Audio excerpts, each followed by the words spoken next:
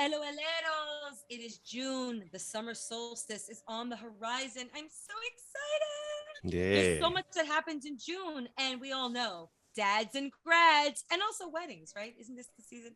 But you know what? Zelle is a great way to send money to family and friends, no matter where they bank in the U.S. We all have Zelle stories. Here's mine. Recently, because the weather's so beautiful, we're play dating out there. We're with the kids having a good old time.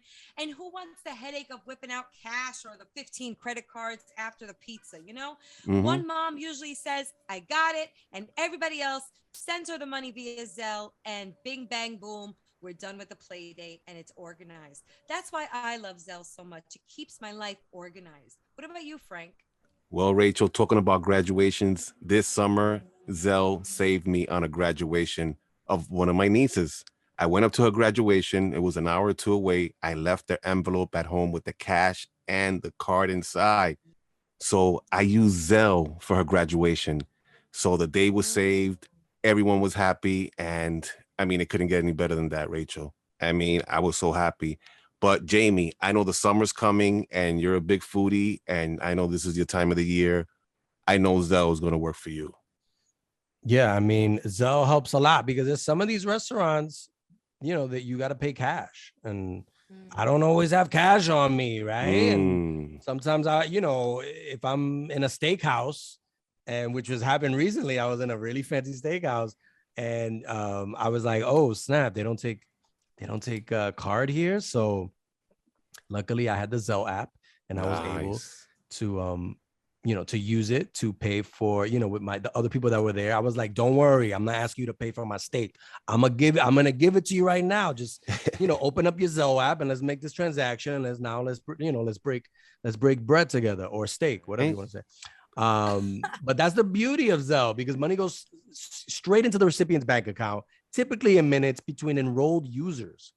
So you don't have to download another app. It's already in your banking app, okay? Wow. And it's in over 1,000 different banking apps. Ooh. So no excuses, all right? Unless you go to a bank that, maybe one of those like illegal banks. I'm not gonna, Frank probably knows a couple of people who do that. But if you're in a normal bank, I'm pretty sure Zelle got you covered. So. Awesome. Well, you heard it first. The hosts of the Latinos Out Loud podcast use Zelle. And you should too. Look for Zelle in your banking app today. It's the Latinos Out Loud podcast.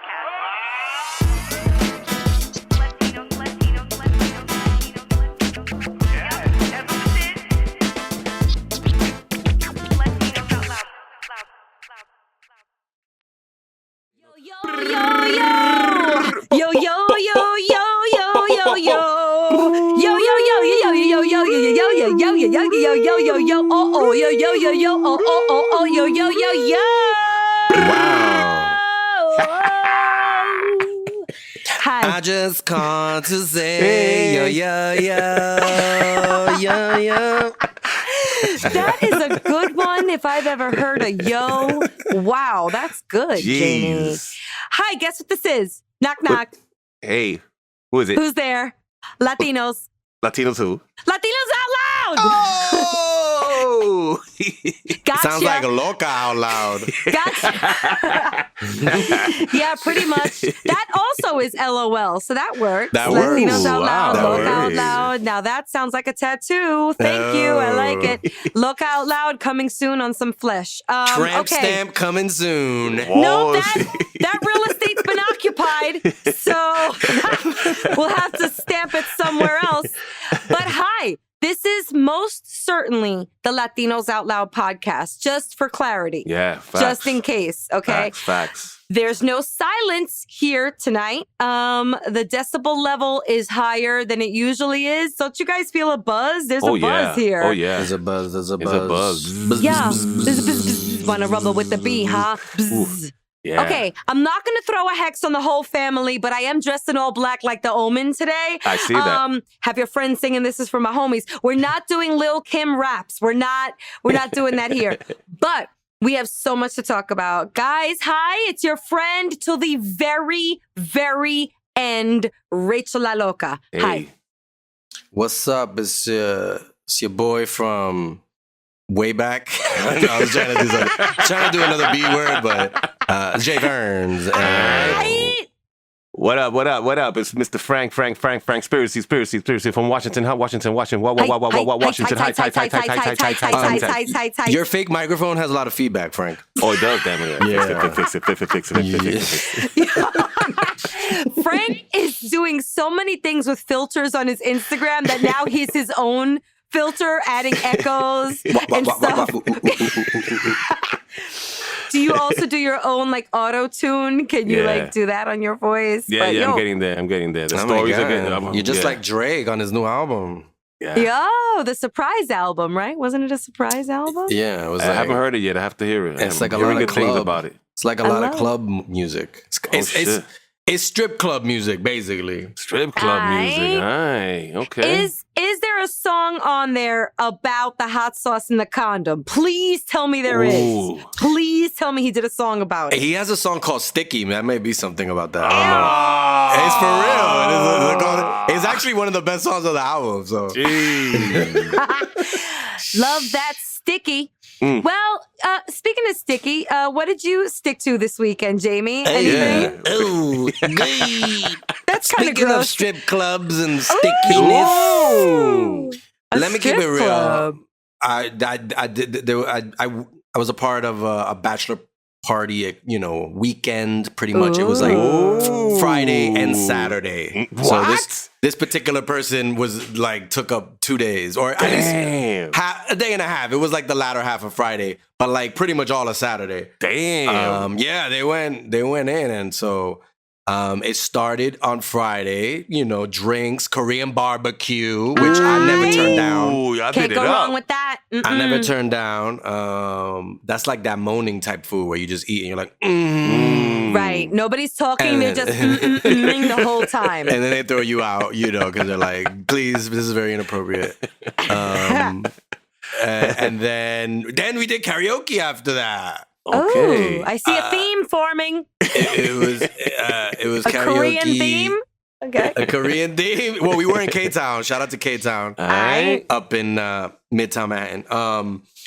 So, and then I think maybe we went to one more bar after that. That was Friday. That was only Friday. Wow. And then we had to wake up the next day to hang out again because they wanted to hang out like at noon, starting at noon. And I'm like, dude, I'm still recovering from tonight, bro. I got home at like 3:30 in the morning or 4. So I didn't make the noon thing. I was like, I'm meeting you at the 2 o'clock, the second location.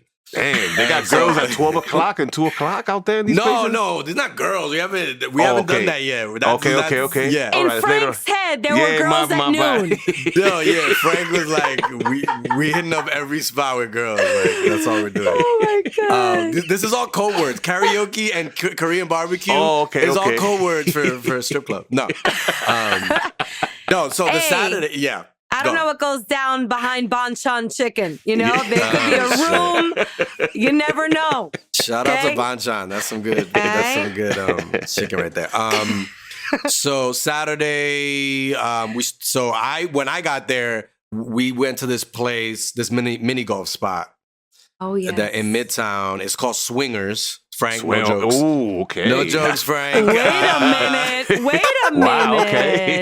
I get it. Swingers. Honey, what's going down at the 15th hole? I don't know. Why don't you come and see? I don't know about that hole, but I know about the 3 that I have. Oh, man. Yeah. Is that what goes down? No, it's a new place in the city. Like swinging the golf club. Yes, Rachel. Yes.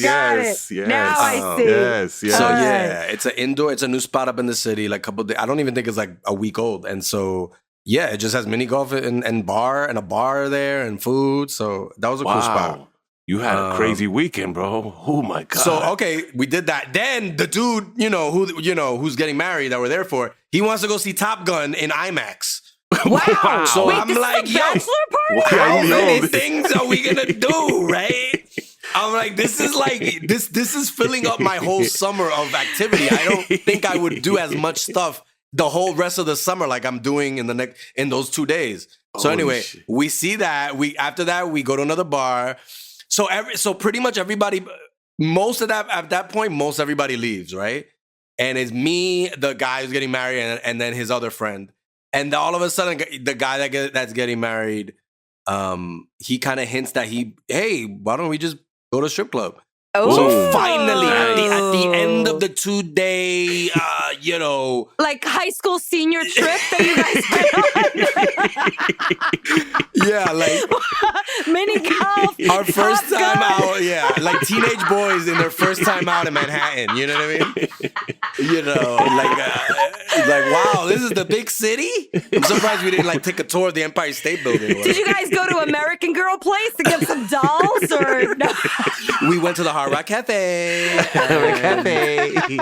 Rockefeller Center. So, okay, so we go to this place, no, we have a good time. We weren't there after that.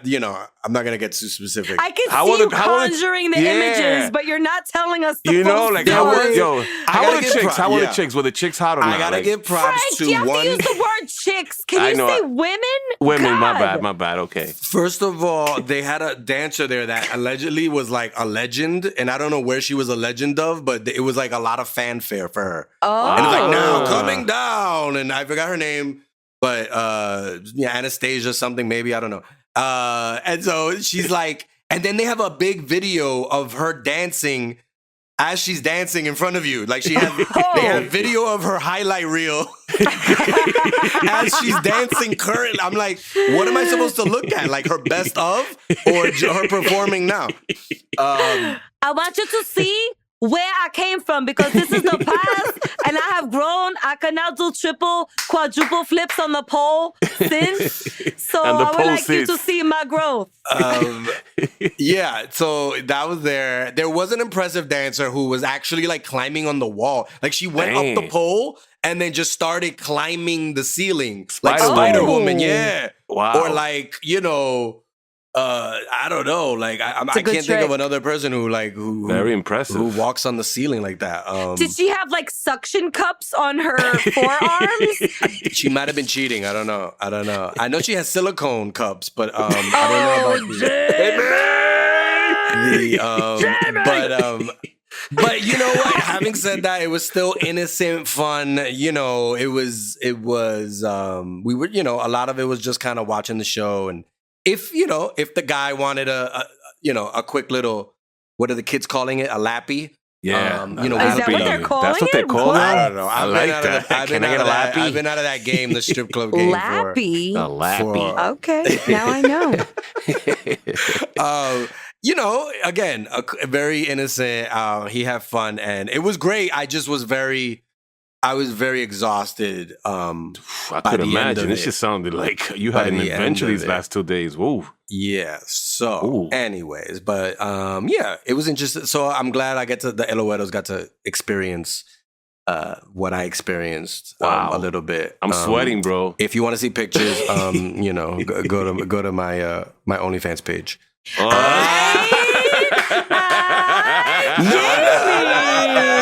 I'm so proud of you. Jamie! Anywho, enough about moi. I know you guys went somewhere that I was going to go to. I also wanted to go to this. I had to change my plans.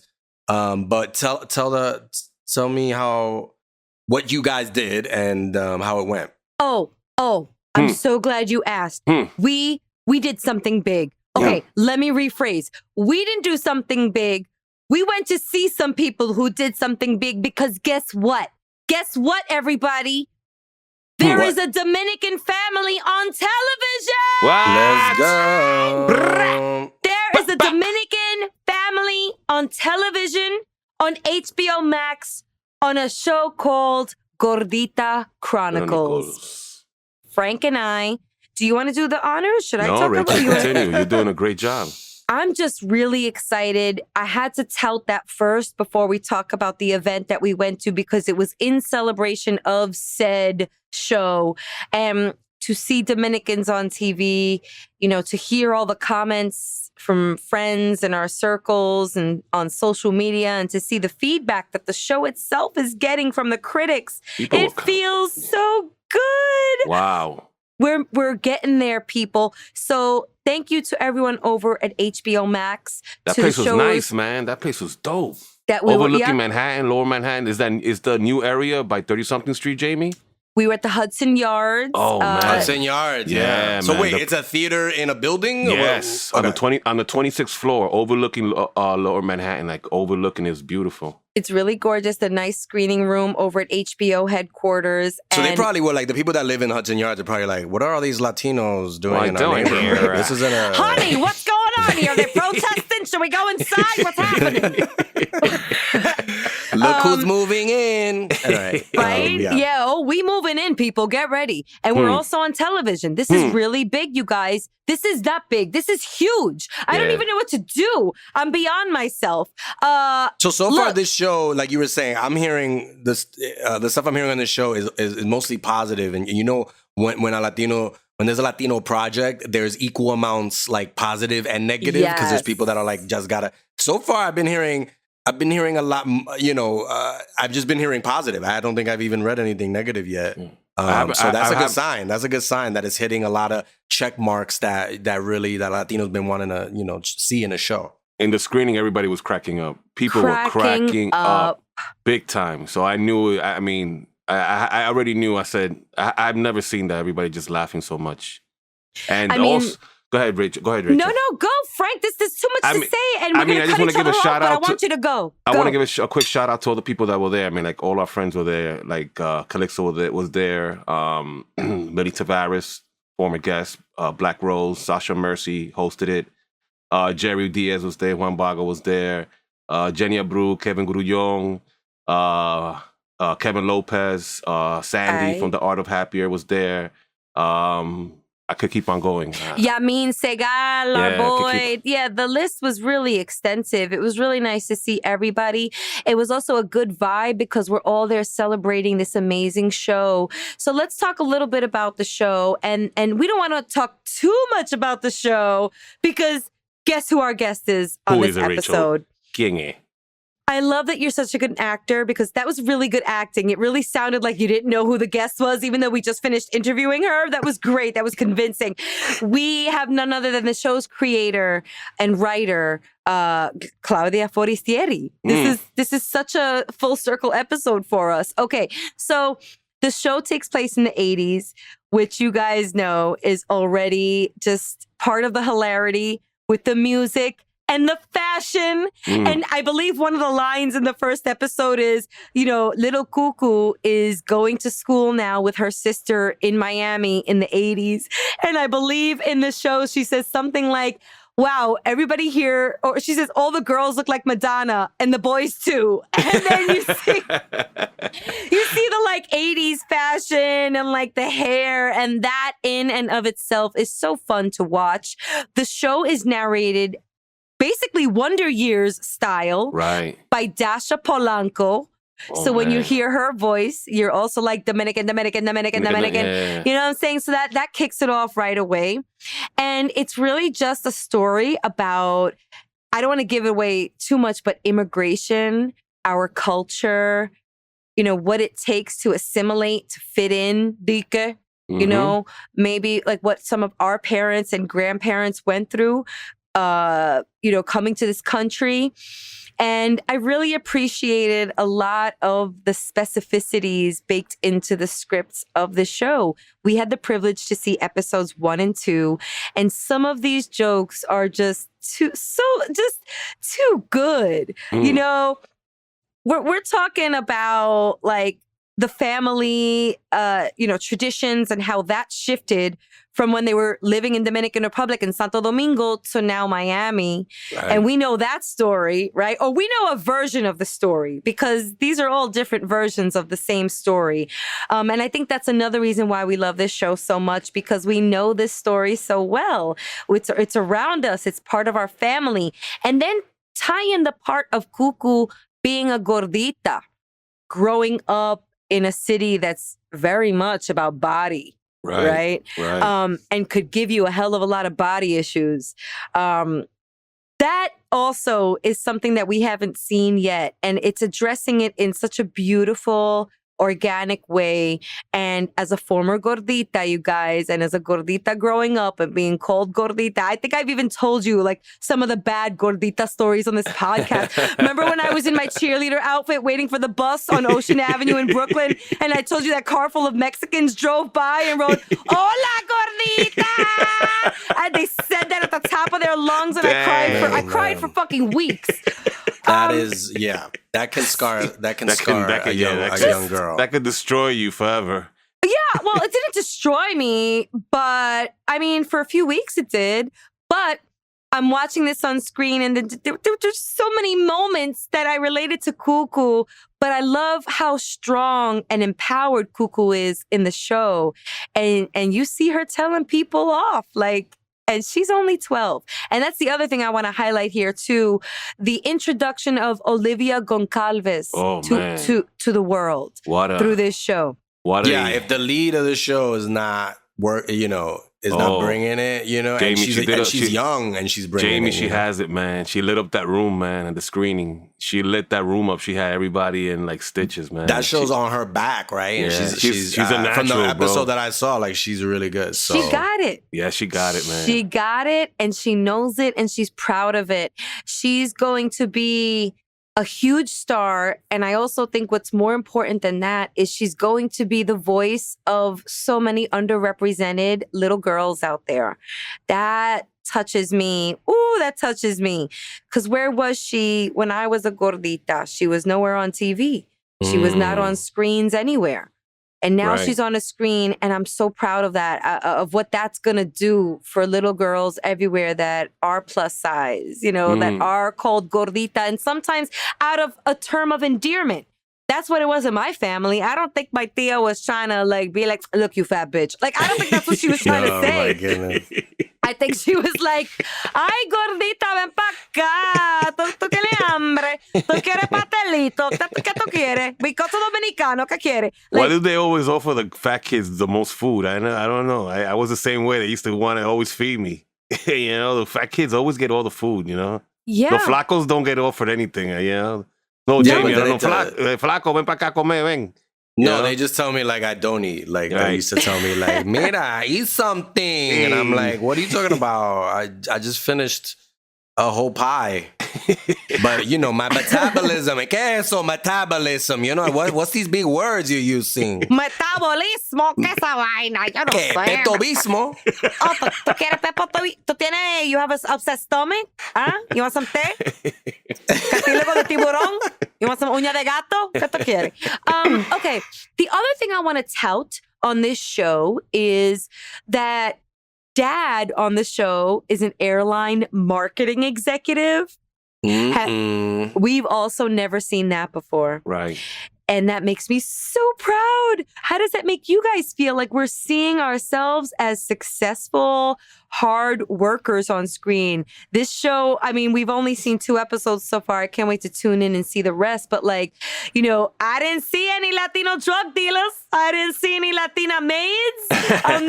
And that makes me very excited. This show breaks a mold. It's, look, I think we just need like variety in our stories, right? Like I think there's a place for shows that have, drug dealer characters and stuff like that. But that if that's all we're seeing, then we gotta like mix it up, y'all. Like who's greenlighting these shows? But this is a show that I'm a fan of I've been saying like, there needs to be more like mainstream Latino comedies, like straight like LOL type comedies. And I haven't seen that a lot, so seeing this is like they're really going for the jokes and so you can see that in the writing. So that's something I really like about it as well. I really appreciate where we've come as a just content creators, I'll say. Also want to shout out the show's showrunner because she was there up on stage. Right. Bridget Munoz-Leibowitz. She's also been in the industry for a while, working on shows like Brooklyn Nine-Nine and just has a really impressive resume. And I just also want to reflect on how far we've come You know, like, remember Que Pasa USA? Yes. That was like sort of a show that broke the mold too. Cubanos in Miami, talking about the immigration experience. We kind of saw that for the first time back in the day. Yeah. But now look where we are. Now we are on TV. Oh, we're moving Dominicans, on to the east side, to a deluxe apartment in the sky. Ooh. Pero qué orgullo. I Wow. thought the event was great. Shout out to Jess Vargas over at HBO also for just putting together stellar events. Yeah, that was And Frank, it was really amazing just to be in the room with all those creatives and talk about a buzz, boy. Wow. That place was buzzing. Like a beehive. Bzzz. Like a Latino beehive. Bzzz. The drinks were coming too. Oh, jeez. Yes. I love those events with those drinks just flowing. So what better way to really delve into Gordita Chronicles than to have the show's creator on Latinos Out Loud? Okay, so what other way to bring this full circle than to have an interview with the show's creator, Claudia Forestieri? So let's get into it. Yes. You guys, it is now part of the show here on Latinos Out Loud, where we interview someone. Finish my sentence. Fill in the blank. I say the same thing Amazing, every week. Rachel. Amazing. Thank you very much. Thank you very much. Am I lying though? It's not a lie. Every week, the guests get more and more amazing. Amazinger. That was such a good echo, you guys. Our timing on Zoom is like chef's kiss. Okay, so we're so close to this woman and she doesn't even know it. But we love all her work. Please, everybody, stop your cars, honk your horns, put your hands in the air for the creator of Gordita Chronicles, Claudia Forestieri. Oh my God. Thank you guys. I love that intro. Yeah. Rachel can teach a master class on introducing people. I know. You need to talk to some of the people at NPR. You know, because they're all so serious. Like, this woman was born and, you know. Let's get to know her, shall we? Yeah, let's lean in and listen. Rachel's to like her kicks story. in the door. Rachel kicks in the door. Maybe you gotta know this person. Maybe I put the PR in NPR, but definitely not NPR style. Because this is Latinos Out Loud, and that's exactly what we do. I take pride in those intros. Claudia, we are so happy to have you here because your ears must have been ringing. We've been talking about you since Gordita Chronicles came out. We can't stop talking about it. And we're not the only ones. The Instagrams, the Twitters, the Facebooks, they're all talking about you in this show. So everybody, please, just Claudia, tell everybody a little bit about what you do. Because my intro really says like nothing compared to like what you probably do on a day-to-day. So like tell everybody what it means to be the creator of the Gordita Chronicles. Well, what it means. Oh my God. Well, it's been, I like to say that I kind of Forrest Gumped my way into having the show on HBO Max. Because the way it happened, I had been in LA for many years trying to make it as a TV writer. And I was writing script after script, taking all these classes. And, you know, everybody always tells you, write what you know. But then somebody like made it more specific for me one day and it kind of crystallized. They're like, write a script that only you could write. Because like that, people will know who you are and they'll really see your voice. And, you know, because when you're looking at stuff on a TV show, somebody described it once to me as like, the showrunners are trying to find different color crayons. So they're trying to find like, you know, to make color in the picture. So if you're doing a crime show set in Kentucky, you want to try to get like a police officer and somebody who's an ex-convict and, you know, somebody who grew up in this neighborhood, etc. Like different elements. So I was like, okay, I'm going to write this. So the first version was an hour. It was a dramedy, you know, had a little like drama in it. And and that script got me hired on Good Trouble. And then it got me hired on Selena the series. And then I also write comedies and I love comedy. So one day I had an interview, what we call general meetings here in LA or everywhere actually. But, you know, in the industry, it's kind of like when you have a meeting with an executive, just so they can get to know you and keep you in mind for future jobs.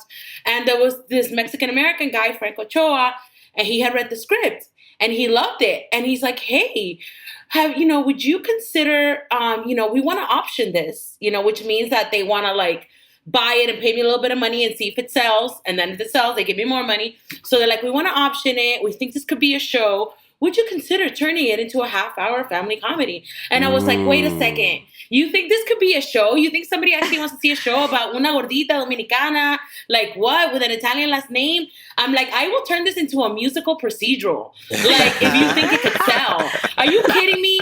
Like, sign me up for that. So anyway, then, we started adding on, like, at every step, like, more collaborators join in. And then HBO Max bought it. And then first they buy this, the first script, the pilot. And then they asked for, like, a Bible, which is, like, a breakdown of everything. And then we shot the pilot. And then, anyway, I don't want to get into all that because I already forgot what you asked me. Oh, but it totally ties into the question. Yeah, well, this is quite the story because your story about a gordita dominicana is my story and other women's stories too, okay? And other gordito. The men's, the boys. Yeah, I was a flaquito, I was a gordito. boricua, but it was still like I had self-consciousness about it. But it's the same kind of idea of like. Yeah, a lot of people will hone in on that one perceived flaw, and then they'll stamp you like flaquito, gordito, cabezón, narizón, orejón, and then that's your nickname. Exactly. They also call me pecadito because of my mouth. Because I have a big butt. Yeah, this lip is real, baby. It's really real. Okay. All but right. they used to call me pecao. Not pescado, but pecao. Pecao. Yeah. Wow. Oh, man. I like that you said this lip is real. I haven't been in Hollywood that long, right? So basically, Gordita Chronicles was your sample. This has been your baby for quite some time. Yeah. Could we go back to how you had to shift it from a dramedy to a 30-minute comedy? What did that mean for you? Well, it meant a lot of things. That's a great question because when I first zoned in on writing about this, like, it was very difficult, actually. When I was in a class, I was taking a script anatomy class. I was trying to figure out what to write about. I got that advice, like, write only the script that you could write. And it was actually very traumatic coming. Like, in real life, my real life is a little bit more complicated than the TV show life, right? So in real life, I come from, like, 3 generations of immigrants. My grandfather immigrated from Italy to Dominican Republic in the 1920s. And then my dad is Dominican Italian. And then he grew up like in New York. His father had money and he grew up, even though he was born in Santo Domingo, he grew up part in New York and then in Switzerland and then in Italy. He had his first wife was Italian. He has 2 sons with this Italian woman, then comes back to Santo Domingo. And then he meets my mom and he fell in love with my mom before he got a divorce from the Italian wife. Wow. So it was a big scandal. Yeah. So that's why I know. I kind of want to see this show. Yeah. Wow. I'm like, forget about it. I want to hear more of this. That one is like Gordita After Dark. Or something like that. I don't know. Because then my mom is actually in real life, I'm a little bit lighter skinned than Olivia, who plays Cuckoo, and Diana is a little bit lighter than my mom in real life. So in real life, my mom is dark skinned Dominicana. My dad's like Dominican Italian, con ojo verde. So it was like she got her little trophy husband, I guess, is what she thought. But anyway, there was a lot of drama because, a lot of people, my dad's side of family were like, ¿y qué tú haces con esta negrita si tú tienes una italiana? You know what I mean? What are you going to leave this Italian woman for to marry this poor Dominican woman? Like, so there was all these things and everything. And like, so that's why initially it was like I call like kind of like my so-called life, which is a show, some of you guys might remember, which was really great, which wasn't like a heavy drama. It wasn't going to be a novela either. But like it had like fun moments, but then it had like a little bit of like drama. And then it had like, the emo soundtrack also. Right. That was like Claire Danes. I fell in love with Claire Danes. Yeah, I fell in love with her. Yeah. So, and again, I forgot the question. Well, basically, estoy mal. Oh my how many God. people have been asking you how many questions in like the last 2 weeks? That's okay. We're here for you. Luckily, my memory's working today. I really wanted to know about like what that meant for you as a writer, as a creator, to have to shift it from a dramedy to a full-on comedy, and what that meant to you. Thank you. And I will bring it home and give you an answer to that. So, it was very hard because also when I came over at 7 years old, I was born in San Juan, and like, my parents always, in my family, I'm known as La Boricua because I was the only one in the whole family. La Bori. Yeah, I was like the only one in the whole family who was born in Santo Domingo, that was not born in Santo Domingo. I was the only one, even my dad, who's half Italian, was born in Santo Domingo. My sister's born in Santo Domingo. Everybody's born in Santo Domingo except me. Wow. So then I came over when I was 7, and in Puerto Rico, my dad worked for Eastern Airlines, and we went to a private school, and like I had like a nanny and everything. I was living the high life. Yeah, I didn't ask to move to Miami. I was fine. Like it was all that I knew. You know what I mean? And we come to Miami at 7. It was very traumatic. Like in real life, I didn't speak English. So the fictional cuckoo speaks English. Because we wanted the show to be seen by people, even Latinos, that don't speak Spanish. So we didn't want to have to put a lot of subtitles. So that's why we made that creative decision. In real life, I didn't speak Spanish. And that second episode that I co-wrote with our showrunner, it was in real life, it was a lot sadder because the teacher would like put me in the corner when I spoke Spanish. And then one day she left me out. She put me outside because I kept doing it because I didn't speak English. Oh. Yeah. And then she left me out in the sun. And the biggest tragedy of all was they all went to lunch one day and they forgot about me and I didn't get lunch. Dang. So that was the worst. I was there for hours in the Miami sun. And then that day they had to come, like I was crying. They had to come pick me up. And my mom was very smart. And she's like, you know what we're going to do? You don't like school? Okay, you're not going to go. So she took me out of school for a whole week. My dad was working for the airline, and so he was out of town traveling. And when he came back, he sat me down and he talked to me about his experiences because he had gone through similar experiences when he was like a young boy. He went from Santo Domingo to New York and having to learn English. And then when Switzerland, he had to learn French and then, Italian. So my dad spoke 4 languages. So he, he could relate to what I was going through and he helped me like work through that. But that's why initially it was kind of more of a dramedy. But then when they told me they wanted to make it into a comedy, I was like, oh my God, I was happy because I always wanted to do comedy. But one of the reasons why like I feel like my first writing jobs weren't in comedy is because comedy is very subjective. And I've always been writing about Latino characters. And I feel like my early scripts maybe didn't get me any jobs, probably because they were my early scripts. But probably in part because they were very specific to my like Latina experience and everything that I, saw and covered as a reporter for Telemundo, for many years. So the fact that they told me they wanted to do a comedy. I say kidding around that I would have turned it into anything, and I would have. But also, I was also very happy. I'm like, oh my God, I get to do a comedy. And then that's where Bridget Munoz Lipowitz comes in. And I knew her from NBC Writers on the Verge, this diversity program that we did. And her comedy chops are like super strong. And she had worked on Brooklyn Nine-Nine and People of Earth. And back in 2013, she was like a few years ahead of me with her writing. Her writing was a lot stronger. And we kept in touch. Little did she know, you know how Dominicans are. If you see somebody who can help you, you hang on to them. What? So somehow we hustled this girl into being the showrunner and bringing out her experience. So yeah, it was beautiful to have her on because there were a lot of stories that were kind of like a little sad, like the English only story. That with her help, we were able to turn it like, to something fun.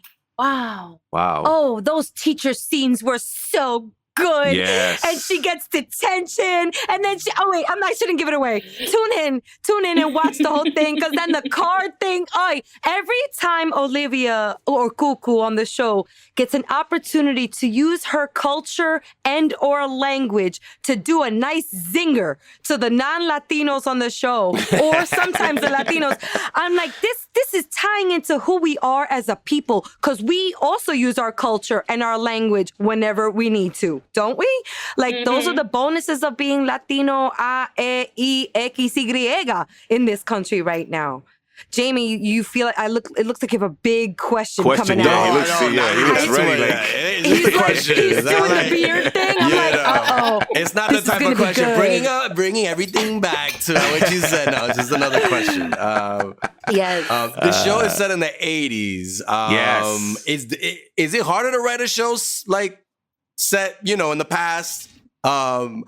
Or is it kind of easier? I mean, Is it? Yeah, it's hard because I was thinking it also could be easier because if you're writing about young kids, like nowadays, you know, like if I'm writing about kids today on like a script or something, I'm like, I need to check up the new vernacular because I don't know if I speak this language of high school kids or so I feel like that would be easy. Are they still using PHAT? Like, are they using PHAT or no? No, I don't think so. As a kid from the 80s, I would be like, I know this lingo. But what makes it harder to actually like write a show set in the 80s? Yeah, what makes it harder is just, you know, well, we had our room, we had people of different ages. So sometimes I would say like, oh no, that didn't happen in the 80s. Like karaoke, like somebody pitched an idea. Oh, what if they go to karaoke? I'm like, no, karaoke wasn't a thing in the mid 80s. And then somebody like one of our Gen Z writers would look it up. And well, you know, it says here that they created it in Japan and blah, blah, blah, blah, this and that, and this year.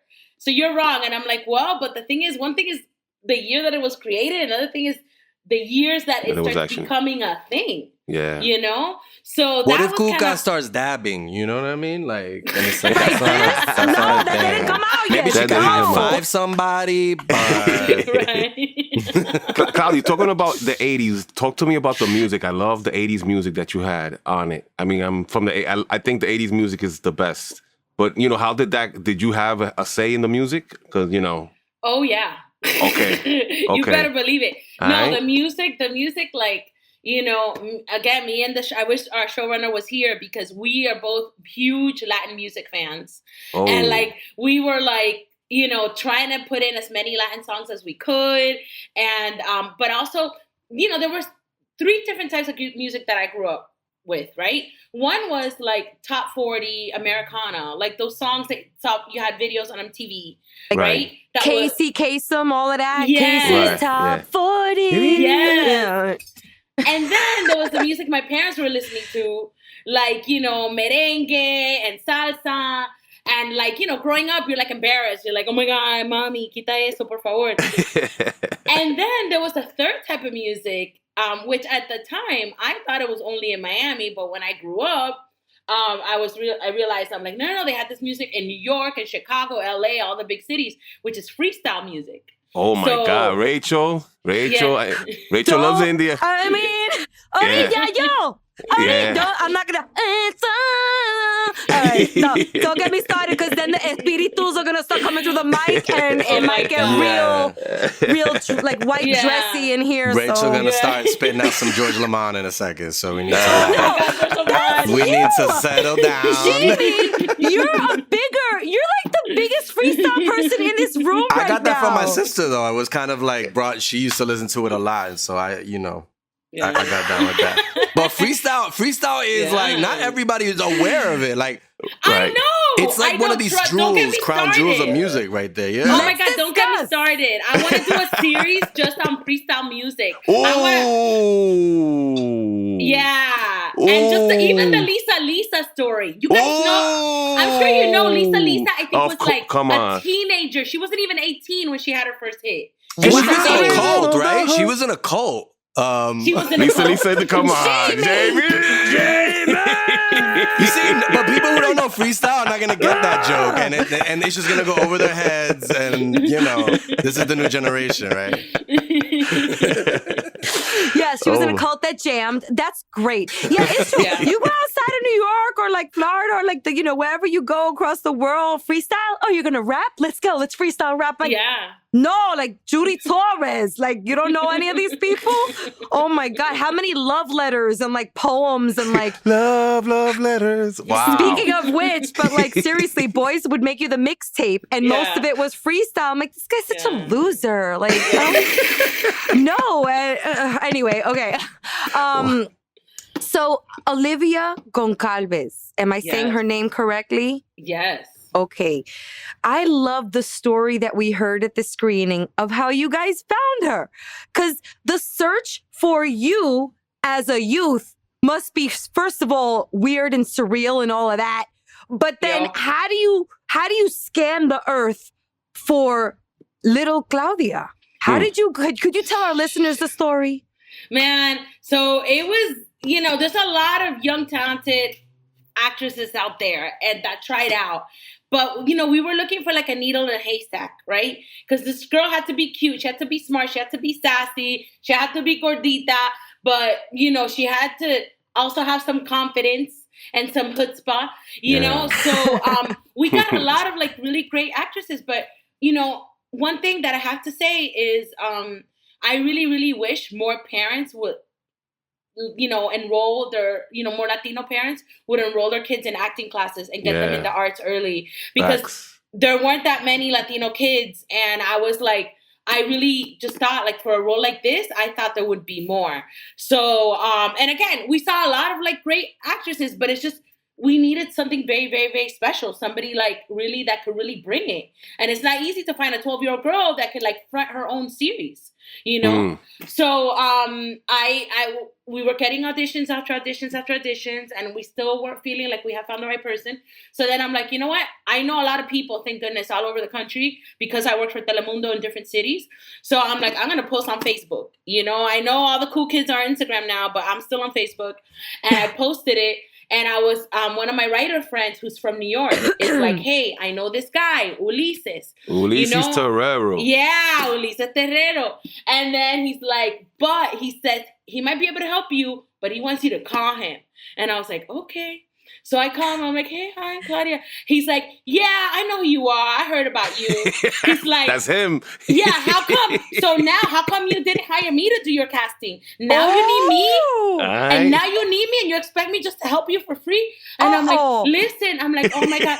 So I had to explain to him like my whole life story. I'm like, listen, oh my God, you don't understand what it's been like to get to this point, and this is my first show, and I'm learning as I go, and da-da-da, this and that. So then I think I talked his ear off until he felt sorry for me. And then... Good strategy, okay? Yeah, you know. So then, like, he's like, all right, I'm going to send you 3 videos, 3 girls, and that's it. But, like, that's still really, like... New York style. That's it, man. Oh, my God. I'm like, okay. Wow. And then one of the videos, like, he sent 3 videos. The other 2 girls were adorable, too, and they, like, read for the part and everything. But Olivia's video, like, just stood out. And I was like, oh, God, please let her be able to act. Please, dear God, please. Because that video, I don't want to spoil it for you guys so you can get the surprise of when you see it. But it was like... this might be it. So then I shared it with our showrunner, Bridget. And then she's like, oh my God, let's have her read immediately. So then we had her read immediately. Then we saw the audition. And it was good, but you could tell she was green because it turns out she had never had an acting role in her whole life. Wow. So, yeah. And then, so, you know, she needed some experience. Thank God. Eva Longoria, who's our director, had a call back on Zoom with her, and she could tell that she had potential. And then it was, you know, at one point we had another strong candidate, and Eva broke it down like this. She's like, okay, the other candidate is, you know, very good, very polished. She's, you know, had a role on a Disney series, but to get her to be cuckoo, I would have to like paint, it would be like painting stripes on a kitten. But with Olivia, I have a tiger. And I'd rather take the tiger. Yes. Ooh, yeah. I agree. Yeah. I'm a savage. Classy, bougie, ratchet. Sassy, moody, nasty. Acting stupid. What's happening? I'm a savage. Hi, my name is Olivia Alexandra Gonzalez. I'm 11 years old. My height is 4 feet and 8 inches, and I weigh 147 pounds. I love singing, I love dancing, and I definitely love acting. I can be la gordita. Yo puedo ser la gordita. And then our executive at Sony, the same one, the Mexican-American guy, Frank Ochoa, who saw the potential in this story when it used to be a 1 hour, he also described Olivia as like a rookie. She's a rookie with all the potential in the world. You know, she's like our freaking Kobe Bryant. You know what I mean? Yeah. Like, you know, she deserves to go all the way up to like the major leagues. So yeah. So at every step of the way, the more that we worked with Olivia, the better she got. So we knew that she had the potential to do this series. And even on that same tip, like even as the show went on, were you seeing like her kind of blossoming from the first episode to the end of the season type thing? Yes. That's cool. There was one day that she was having, I forget what the line was, but she was having trouble getting the subtext of the line. Because, acting's not easy. And you have like all these people on the cameras and everything. I couldn't have done it at that age. I don't know how Olivia does it, but she was having trouble nailing down the line. And Bridget, who was there on set, she whispered something in her ear so she could get the meaning, the subtext of the line. And what she told her was, it was a line that Olivia was, as Cuckoo, was delivering to the sister, Emilia. And Bridget tells her, it's like you're calling her a sucia. And Olivia just went like, and she's like, okay, I get it now. Amazing. Wow, that's what an experience. And she is Cuckoo. Yeah. You can see in episode 1, then we saw it again in episode 2. I can't wait to see the rest. Now, I'd like to talk real quick about episode titles. We're nerds here at Latinos Out Loud. We're big on episode titles and our show notes, right, Jamie, who writes them? But I noticed that all the episode titles are In America blank. In America, everything is possible. In America, we speak English. In America, no one likes a chicken, and so on and so forth. I'd like to know about that. If that was a strategy, what is that saying to everybody who's reading the episode titles? I want to just hear it all. Well, to me, like, number one, I'm like a big nerd, so I love nerdy stuff. And I always think of titles as little poems. Like even the title of this show, like I felt like, it needed to say something. Because sometimes you need to grab people as early as possible. And if they hear Gordita Chronicles, you already know, this is something, Latine, and it's bilingual, and it's saying a lot, So with the titles, I saw that as an opportunity. So the titles tend to be mostly myths about America and American culture. In America, everything is possible. It's like, that's what people say, but we know that's not really true, And in America, we speak English. Not really. We speak a lot of languages here. So it's kind of more myths. Sometimes the myths are proving correct. Like the very last episode is In America, We're Brave. And Cuckoo, like, there's a scene. I don't want to give it away, but there's a scene where Cuckoo draws, a parallel between, immigrants and our founding fathers. Ooh. So I don't want to spoil it for you guys, but hopefully you make it to episode 10. But the titles are very significant. And I'm glad you guys noticed there was a pattern there. Oh, man, do I love that pattern. Yeah. Stars and stripes. I love it. Claudia, quick question, Claudia, with going back to like the writing staff, right? This is like this show has really like a lot of jokes per line, right? It's one of those type of shows that is quick. And I've always had I've always wondering like why there's not more mainstream Latino shows that are like straight up funny, right? You know what I mean? And this is like watching the pilot, like I was like, oh, okay, it's this type of, they're bringing like the funny too, you know what I mean? It's like, how fun was that writer's room? Was it just a lot of people, like you said, there's a lot of different ages, a lot of different diversities in there, but was it just kind of like fun to really kind of have a bunch of people kind of just throwing out hilarious stuff, you know what I mean? Man, it was really fun. And for me, it was a little bit of a learning curve because I always wanted, I write dramedies and I write comedy, but it was my first comedy room. Yeah. So my first 2 rooms, one was Good Trouble, the other one was Selena the series, and those were more like straightforward. Still fun, but straightforward. So Bridget was the one who kind of like showed me the ropes with a comedy room, because all the shows she had been on had been like, except I think for Love Life, had been like straight up comedies. So she's like, okay, this is what we're going to do. We're going to start the morning with a game. So we would play some kind of game. We'd play like Taboo. We'd play charades. And that kind of everybody loosened up. Yeah. So it was like, okay, I'm like, this one. And at first I was kind of like a little like, oh my God, we have a deadline. I was like the mom of the group, And then we had like some people that were like straight up like comedians. Like one of our writers, Matt Claybrooks, like literally like on his off time when he's not writing pilots, he's writing for Chris Rock. Wow. So his stuff is like boom. Like sometimes I was even intimidated. There's another writer we have, Mexican American, Isaac Gonzalez.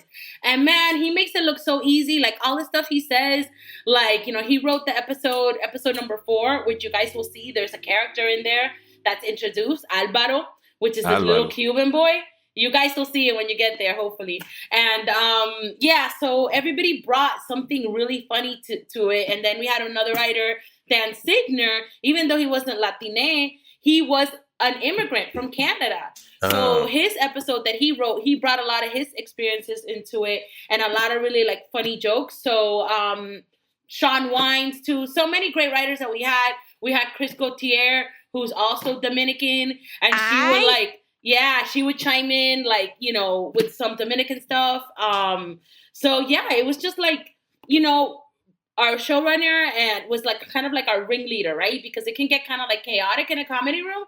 But then like she has so much experience in comedies that she was able to like, okay, like, you know, we pitch a bunch of ideas and then like she kind of would decide like, okay, we're going to land here. And then of course I would chime in and be like, okay, like, you know, in Miami, this is how that would happen. Or like in Dominican families or in my family. So it was just a lot of fun. It was like a lot of fun. And you know, it can be very intense though too, because sometimes we create something and then like, you know, there's various steps to a script creation, the creation of a script. So first you do what's called the story area, which is a 1-page document, and you turn it into like the network and the studio, and then they weigh in. So sometimes we'd be like, oh my God, we came up with something hilarious, oh my God, and then you get the notes. It's like, oh. Claudia's like, yo, my musical episode was they rejected it. They were like, maybe season 2 we can do this. Well, wait, when working with executives that are not Latino or Latina, did you have any obstacles in that area having to explain the culture or explain any jokes? You know what? Not really, because we actually had a little bit of the opposite issue, which is, well, one of our executive at Sony, we had Frank Ochoa, who was our development executive, and then Morgana Cabrera Rosenberg, who was our current executive for Sony. And then Nikki Reed is Black, and who's our executive at HBO Max, and Allegra Newman, even though she's not a person of color, she's an immigrant from Australia. So we actually, more often than not, instead of getting like a note of like, oh, explain to us this joke about like, you know, why does this Cuban boy say this? We actually had sometimes the comments of like, hey, like, let's zero in on like really like something like more specific. Like, let's make a joke about like, you know, the Cuban community here, or about Adela's, you know, hometown or whatever. So we were like, oh, okay. Oh, okay. You want us to? Okay, cool. We'll do that. So it was kind of like refreshing to see that. They're like, you know, and they also wanted like a lot of, you know, because season 1 of a show can be like a roller coaster ride, and you're not even roller coaster. That's not even the right comparison, but you're carving out a new path because it's a new show. So you're like, you know, there's an expression that, you know, a lot of writers use, or show creators, which is finding the show. So season 1, you're finding the show. You're like figuring out, okay, what works? Like, okay, oh my God, we noticed it's really funny when Cuckoo, like at the top of the episode, promises something that we know she can't get or she can't do, and then we see her suffer through it. Okay, that has worked, so we're gonna try to keep doing that. Not that there's a formula, but you find what works for the show, what doesn't work. So, anyway, I lost the question again. Sorry. I want to jump in actually, because I have been doing so good. I have been doing so good up to now. You're doing great. Oh, we already got the title of the show. It's like, I lost the question. That's the title of this episode. So we're good. We're good. I want to just jump in and give you guys kudos for the whole obstacle of her getting Gloria to perform. The whole audience did not expect to see who we saw come out on stage. Yeah. There were so many of those moments. Oh, and I also want to dial back. Here I am going all over the place. I want to tout Ulises real quick, because I happened to be sitting behind him at the screening, and he was like this. He was videoing everything Olivia was saying, and I swear it was her. She was his own daughter, because every time she would say something, he'd be like, "Yo, you heard her? You heard what she said? You heard what she said?" And us. He high-fived one of us. He's like, "Yo, you heard that?" And we were like, "Yeah." Entonces, okay, here we go. Can I throw another question out there? Yeah. Yeah, I got it. All right. Here on Latinos Out Loud, we love, or maybe I love, I don't know, I'm dragging you guys down with me. We love to really hone in on our guests' careers and their trajectories, okay? Now, you were on Telemundo as a reportera. You were reporting en vivo desde la calle. Reportando en vivo desde la ciudad de Los Ángeles para Telemundo, Canal 52. Yo soy Claudia Forestieri. Regresamos a los estudios.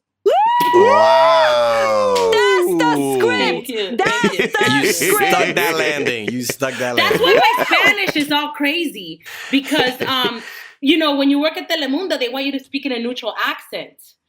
So, like, sometimes, like, my accent, like, depending on who I'm with, comes out a little bit differently. But, at Telemundo, tienes que hablar un español así, que no se pueda... detectar de dónde eres. Yeah, I know a girl who she's like in a local news thing in New York here, and I knew her, and I'm like, you don't talk like that. What is this? I'm like, what is this voice? But it works for the TV. But I'm like, wow, okay, interesting. Yeah. So, okay, what's life like as a reporter at Telemundo? Were there any challenges that you faced? I mean, was it something that you look back on and maybe you took some snippets of it and put it in your writing today? Or what from that time can you share with us? Because you won GLAAD Awards. You won five Emmys. Wait, do you see them back there? Wow. I see the shine. I see the shine. It's very, it's like they just ahí como que sin disimular, I see it. Like They're shining. you can just see it in the corner. They're shining. They're shining. It's packed up in there. That shelf is like, but there they are. Like Grand Central Station up in that shelf. All those awards. They're beautiful. And by the way, why are the bodies on trophies always so slamming? I'm just saying. Right. They're always thick. They're thick. Yeah. They're thick trophy bodies. Well, you know what? I want to see a Gordita trophy. Yeah. Con una pancita. Can we have the award show, the Gorditas? I want a muffin top trophy. Oh my God, the Gordita Award. That's it. Oh my God. We go, another award show. Like, of course, I think there's room for that. So, okay, I'm bringing it back because I know we'll go in the freaking stratosphere if we don't stop. The career trajectory. Oh yeah. So tell us about being a reporter, and yeah, you heard the question. Okay. Being a reporter. Basically, yeah, you won 5 Emmys, a GLAAD Media Award, and now you're a comedy writer. Did you see this trajectory back then, back there, or did you not? Did you have a different focus? I always wanted to write for TV. I just never knew how to get there. And the reason I went into broadcast news is because in the 90s, when I went to college, we didn't really have the internet like we do now. So I had no idea where to start. And I loved Oprah. And I was like, well, Oprah started in news, and then she had a show, and now she's in movies. So I'm going to go down the Oprah route because it was something that I could actually major in. So then at University of Florida, though, that was the first time, because I grew up in Miami, and almost everybody in my school was Latino or a person of color. So when I went to University of Florida, go Gators, there was, I love my school, but there were issues in my school in the 90s because, the first time that I was truly a minority, like a real minority, where people would ask me, where are you from and what are you? People were very confused by being in college. But anyway, I had a professor, and he basically told me I was never going to make it because I had an accent and that I could never be a TV reporter. And then also they told me I didn't have, that I had hair for radio, and that yeah. Oh. And that I was hair for radio. And then wait, this was to your face? This wasn't in a leaked email or something? This seems like stuff that somebody wouldn't tell you to your face. Damn. Well, some of the things were more kind of some were from maybe things that you have to read between the line. The comment about the accent was literally told to me because I was actually working at a radio station, and I was trying to move up and be an anchor on the news station. And this the professor who ran it, he told me, well, 5 years ago, we had a guy with a Latin accent on the air and we got complaints. So we don't want to put you on the air. Oh. And I was like, what? I'm like, you understand me though when I speak to you, don't you? But he didn't want to take a risk again. So, you know, yeah. And then other people like in the, you know, they wouldn't tell you like in a harsh way, but just like, oh, you don't have quite the right look and you're going to have to cut your hair. You know, I used to have like very long curly hair. And so I did conform a little bit. And then I made a resume tape in English and one in Spanish. So then the station that gave me my first break was Telemundo in the Bay Area. And I love working for Telemundo. I learned a lot of things, but it was really difficult because, you know, I had to cut my hair, you know, short so I could have an easier time blow drying it. I got a relaxer, and I used to have this Dominican lady who did it for me in Miami, just, you know, so I could have straight hair because they don't like curly hair for a TV news reporter. Now you see more natural hair on the air, but back then in the 90s it was different. Right. Yeah. And then, but yeah, one time I had to have my hair done in San Francisco, but by somebody who wasn't Dominican because I couldn't go to Miami all the time. So to get my hair done, and the person left it in too long and pieces of my hair started to fall out. Oh no. Man. Yeah. Oh no. Whoa. And then just being a gordita, like as a reporter, like, you know, I just didn't look like all the other reporters. So I felt like I had to work extra hard.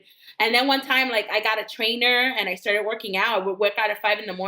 and I lost like 20 pounds and I was so happy. And then the people at the Univision station started saying that I had plastic surgery. And I was like, no, I can't win. Yo, I can't win, man. They're so hard to please. You know, it's like, So yeah, so all the awards I've won actually were, I didn't start winning awards for my work until I became a producer, and which is behind the scenes, because I got tired of dieting and, you know, blow dry my hair and putting on all the makeup. And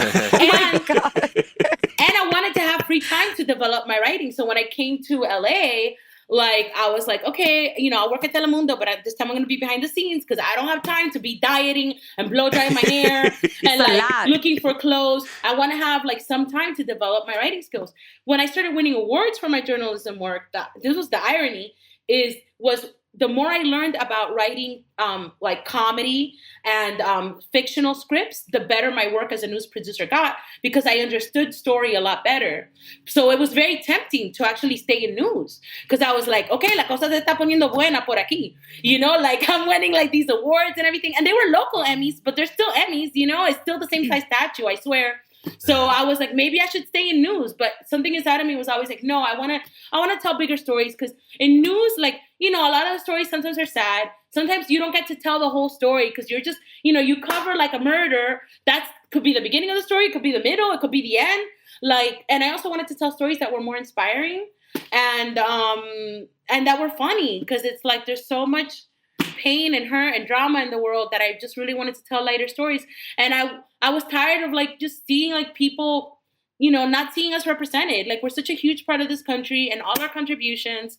And then what finally gave me the courage to like leave news without knowing what was going to happen with my TV writing was after Trump won the election. I was like, one, all the horrible things he said about immigrants. I'm like, no, this is not what I saw growing up. And when he said, you know, he was saying about Mexican immigrants, but we all know he was talking about all Latinos. Give me a break. Come on. Hello. And then, the ones that he knows of, you know what I mean? Right. I'm sure he doesn't know. He just all only knows the word Mexicans. He doesn't know how to address the rest of us. So yeah.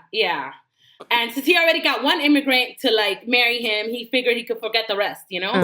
So anyway, so after he won, I was inspired, like when Trump, you know, said all those horrible things, that was part of the inspiration for writing Gordita. But also when he won and it was 2017, I was like, I can't do 4 years of covering this guy, you know? And I was going to say a stronger word, but I don't know if we can curse here. There might be children listening. Sure. But, no, it's okay. Go for it. No, you know, the moment passed. Pero está bien.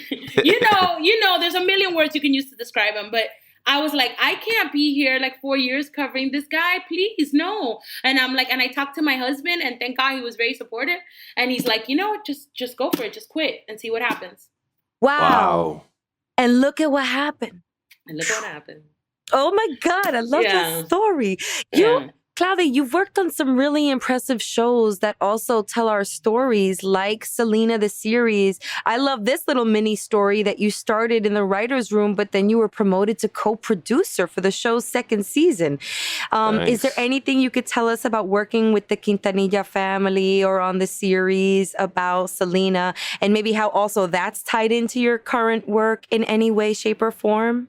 Oh yeah, I mean, if I think like if Selena wouldn't have done the way it did, I don't know if we'd have had Gordita Chronicles. Ooh. So, and I know there were a lot of critiques with Selena and the way it went. I did not have like full control over that show, not even most of the control. Just, I was just one of the many writers.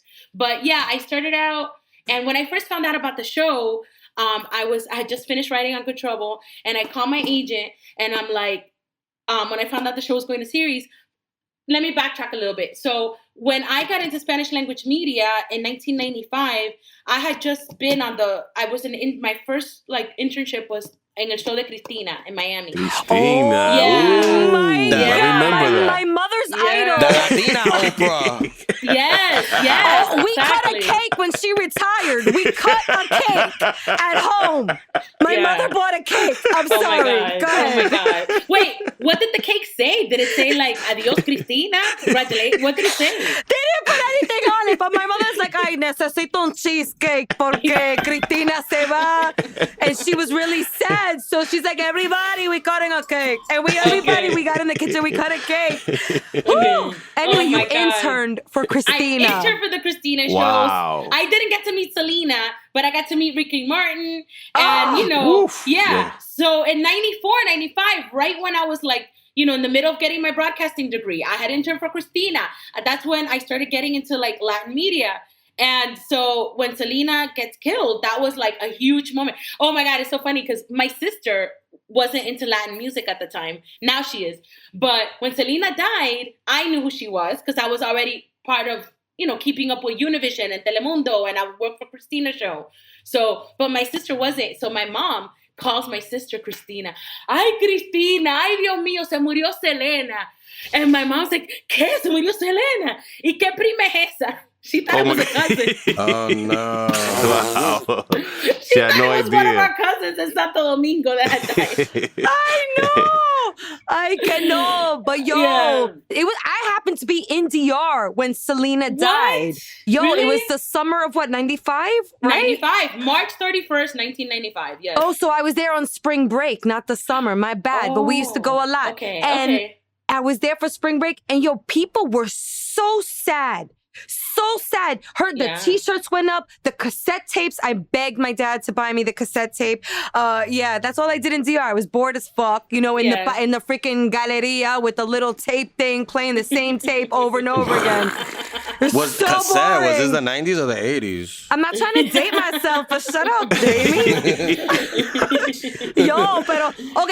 Okay. We got to wrap up this interview. We could talk for hours. Sorry, I know. I could talk a lot. It's your fault for asking such good questions. You guys are asking so many good questions. You get me talking. When we get someone brilliant on the show, and basically all like our guests are brilliant, you know what I'm saying? But you're telling stories. You're telling our stories. So of course we're gonna, we just want to ask you. But I want to ask you one final question, because we spoke about Cuckoo being your, little me, your mini me. But I truly believe that there are listeners out there listening to this show right now who want to get on Claudia's path and her career trajectory.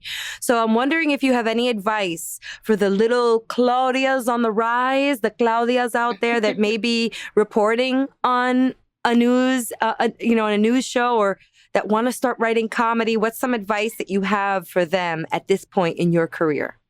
Sure. I have some great advice. There's something that I like to say. It's a little corny, but I'll say it. And it's like, I really feel that if you don't chase your dreams haunt you. So I was 35 when I came to LA to pursue this. Wow. And, my mother had a heart attack. She's like, ¿Qué tú estás haciendo? Like, I broke up with the guy that I was dating. And I was like, no, I don't want to start a family and get married until, like, I know, like, I need to do this, right? So, like, and for so many years, I was like, oh, my God, I waited too long. Like, there's so many kids out here that, like, but no, it turned out that at that age, I had things to write about. I had things to look back on. So no matter how old you are, it's never too late to pursue your dream. Also, I like to say sometimes that I've built a whole career, not one career, two, out of people telling me no. So people told me, tú eres gordita, no vas a poder ser reportera. You know, like they told me like, you know, I couldn't be a TV writer because I'm like Latina and I'm not from LA and I didn't know anybody here. I got here and I just knew 2 people. You know, so if somebody tells you no and you have a dream, use that as fuel to motivate you, because the bigger the dream, the more no's you're going to get. So don't give up and just go for it, because you know what? I can't guarantee, nobody can guarantee if you're going to get to your dream or not. But just having the privilege to go after it is going to fulfill you and give you, you know, fill your soul, because at least you're in pursuit of it. That's it, people, right there. That's it. One time for Claudia Forestieri. Add another chapter to the Gordita Chronicles. Guys, make sure to check out Gordita Chronicles, streaming now on HBO Max. Congratulations to you, Claudia. We wish you tons of more success. Please keep telling our stories. We need you. Yes. Thank you, guys. Thank you so much. Thank you. It was so fun. I want to come back. Please. Cuando tú quieras. No, you can't come back. But we're saying only saying no, so you could kind of, you know what I'm saying? Right. Come back and prove us wrong. Right now, I have to convince you now. I have to make a case. I'm like, look, I didn't get to talk about this and that and whatever. Right. I want to motivate it. Please bring me back. Ooh. Nice. Hi, we would love to have you back. Thank you so much. Such a pleasure. Thank you. Thank you, guys. What an amazing, amazing career this woman is having. I love it. And wow, fun interview. Yes. Yo, I always do the reporter script, like random, like reportando en vivo, les informó Raquel Estrao Muñiz y regresamos al estudio con ustedes. But she did it. Like, that was really real. did it. That was real. She was real. She was a real reporter. Ready to go. It was perfect. It was perfect. I also love how Claudia's past and all the jobs that she's had have like led up to this point. I know that's corny to say, but she's been either reporting on our stories or writing about our stories, and now really head writing and producing, creating something around those said stories. That to me is science. It can't happen any more organic, right? And it also is a self-reflection moment. I will say selfishly, sometimes I go to bed and I'm like, am I doing this right? Am I on the right course? Should I put myself on a different course, or should I just get out of here and ride out on a horse? You know, like I always ask myself if I'm making the right decisions. And it sounds like you never know if you really make the right decision. But then 5, 10, 15, 20 years later, you're like, yep, those were the right decisions. Those were the right courses that have led me to here. So the course leads you to the right course eventually. Yeah, I think that's the theme I'm seeing. Got you. You're right. And look, she almost, you know, can thank Donald Trump for kind of that was officially steering her into TV, because she's like, I don't want to talk about this guy. Wow, if I stay in this news field, I'm gonna have to talk about this guy and look at this guy and listen to this guy every day. So it was like, you know what? Let me officially change course. I've been wanting to. This is my. He can do that. This is my sign. This is my sign that I need to. This is my orange, gross looking, sweaty, Cheeto looking. That I need to change my way. I need to change my profession, or revert to go to writing. And look, and she also the age thing. Yeah. She started at 35. officially on TV at 35, and that proves that if you got it, if you got the skill, if you got the talent, and with a little bit of luck, you can still get in there. You can get in there, and luck is what you make. Luck is also about like your preparation and being in the right place and meet right people. But she's doing it, and now, but she's cool too, and that's the thing. Like the interview really was like. It was not hard to get like through the interview. It was like, I mean, she's a writer and you're a writer. Hello, like, hello. Hello. That was really fun. Okay, well, check out Gordita Chronicles. It is streaming now on HBO Max. If you don't have a subscription, hit one of us up. Frank knows a guy. Yeah, I got somebody. Don't worry. I got somebody in the Heights. Hit us up in the DM. We'll figure it out together. We'll work it out. I got it free from my phone show. plan. I got it free from my phone plan, so I can't. I got you. I got somebody up there that messes with that too. Yeah, anything you guys need out there, LOLeros, just hit us up. Frank knows a guy. Frank knows a guy named Max. There you go. They call him HBO Max because he got the hookup. And his name is Max. His name happens to be Max, so that's it's just a coincidence, but it's. That is a coincidence. Cool. Wow. Actually, there's a lot of Maxes in my family. One was just born the other day, too. I'm like, all right, cousins, how many Maxes? Maximiliano. Maximo. There's like mad Maximos. I'm like, how Skinner about Max? Yo, pero can we name somebody like Maxipad? Maxipad, Maximo. How about a Minimo? Can we get a Minimo? Everything's about a Maximo. Anyway, this was a great episode. I'm so happy to hear our stories being told. We're getting there. They're learning about us, Frank. This show is going to teach a lot of people about Dominicans. So thank you. Get ready, to this America. Show. Get ready.